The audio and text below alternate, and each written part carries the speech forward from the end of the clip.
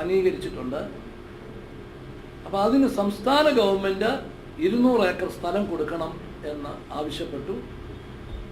അത് സംബന്ധിച്ച് വയനാട് കളക്ടറോട് ഞാൻ പ്രപ്പോസൽ ചോദിച്ചിരുന്നു. അദ്ദേഹം 3 സ്ഥലം ഐഡൻറ്റിഫൈ ചെയ്ത് തന്നു. ആ 3 സ്ഥലങ്ങളിൽ ഇതിന് അനുയോജ്യമായ ഒരു സ്ഥലം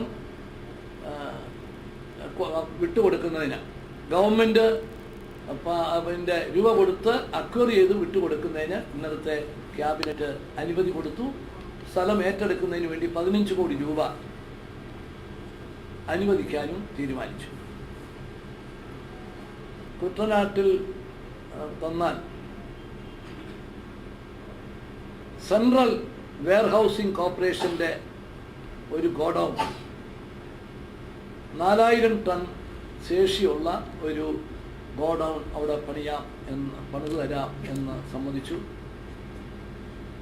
അത് ഗവൺമെൻറ്റിനെ സംബന്ധിച്ചും കുട്ടനാട്ടിലെ കർഷകരെ പ്രത്യേകിച്ചും വളരെയധികം സഹായകരമായിട്ടുള്ള സംഗതിയാണ്. ആലപ്പുഴ ജില്ലാ കളക്ടറോട് സ്ഥലം കണ്ടെത്തി പറയാൻ പറഞ്ഞു. അദ്ദേഹം